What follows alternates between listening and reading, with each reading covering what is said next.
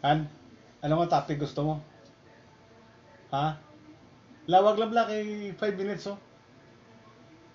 Balo ka guys, gusto ko lang hindi malumutan lang aton nga ano lang aton lang utok. So kinanglan na everyday may mga different topics ako nga ma-share bala sa akong YouTube channel. Ang akong channel gali amo ning ginatawag nga My Eyes Speak. So feel free nga mag-like, subscribe, ug share sa akong videos. I hope nga with this may aral ang kita permi uh, na mapuslan mo lang ang mga topics under the sun. Kasi subong mag-ulang tapos ang ulan no, mga alauna 15, so nagbulos naman ang super init. So hindi man tindihan, pakadto kami kay Sir JC Ocampo dito sa Dulaw nga initially nag-order sa product namon good for 5 hectares sa amon solubilizer. Gusto mo may another 6 hectares to nga alaplayan. So timing gini kay mga 2:30 to 3 ang iya nga pag-abot kay Gapanweldo gid si Sir JC Ocampo. So makadto kami dito siguro mga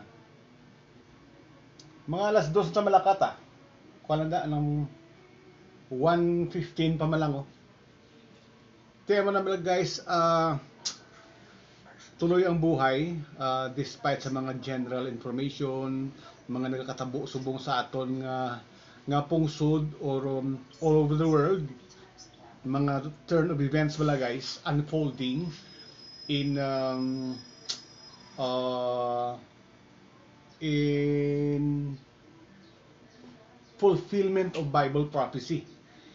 Kaya ako guys, gapatigid ko nga ang Bible pulong sa Diyos kay of course wala magid sang tao bisan ano pa saya kaalam ang makahimo sang amusin ang writings guys nga ara sa Bible.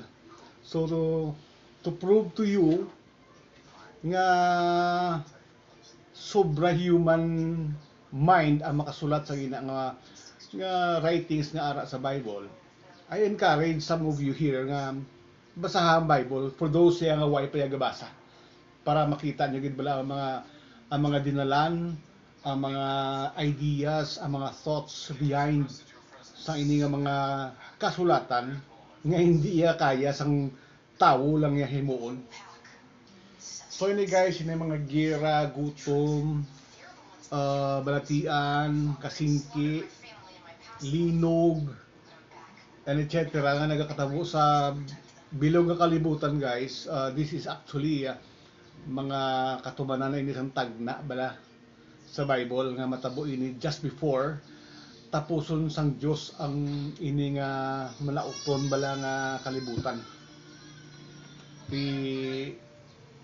Of course, given na ati aray na kita sa last days, but it will not hinder us from our day-to-day manya nga pangita sa aton palabognan guys, kaya hindi pwede nga sang extremist belief sang iba nga tungod lapit na kunong katapusan when sila panghimudos, when sila diskarte sa ila material needs. Kay kung tanawon tagid guys, siling ni Christ, siling niya kato sang tuhod ko naman no arin balay namon guys, nang spray kami di sang ano na ganyo spray kami guys baygon, okay, hindi maintindihan nga balay bago ka lang ka pang limpyo dugay may gasinulod nga mga subay sa imo nga mga hita, sa imo nga mga ilok. So amo na sprayhan namon all over ang balay kag biyaan namon tungod toxic niya, poisoning baygon guys mo. So balik sa diya to gani. Ano to kanang istorya ko bugalang? Kaya wala guys, okay. Ang atong viewpoint pala sa material kag spiritual dapat balanse guys. Hindi pwede nga spiritual tapos gutom ka na ya or hindi mo ya ma ma-avail man ang mga gusto sa imo pusuon nga mga material things, guys. Amo na nga sila ni Christ, siling yang man shall not live on bread alone, but by the words of God. Ang tao kuno hindi mabuhi sa pulong sang Diyos alone. Hindi lang ang tao mabuhi sa tinapay, kundi sa pulong man sang Diyos. Pero kung tanawon ta guys, sulion ta pwede gid. That is equal in effect. Hindi man ang tao mabuhi sa pulong sang Diyos alone, but by bread. That's why guys, ano may bread o yun na, bread na siya. So anuhon mo kung way ka na kaunon. Okay? Although may isa ka occasion nga si Christ, wali lang nga wali sa diin bisan diin nga lugar, diin nga occasion, hala wali lang sa nga wali. So siling sa iya nga mga sumulunod nga Ginoo pahuway na. Ari Ginoo pagkaon kay gutom ka na. Ano sabat ni Christ? My food is for me to do the will of Him who sent me and to finish His work. Ang akong pagkaon, ang paghimo sang kabubuton sang isa nga nagpadala sa akon sa pagtapos ang iya nga trabaho. So ang pagwali gali guys, nga buluhaton, ginakabig ni Jesus nga amo na tong iya pagkaon. Although guys, hindi ta magidya hindi man pwede nga hindi tayo magkaon. Kaya hindi magidaya si Kristo nga perfect siya. Meron siya divine nature.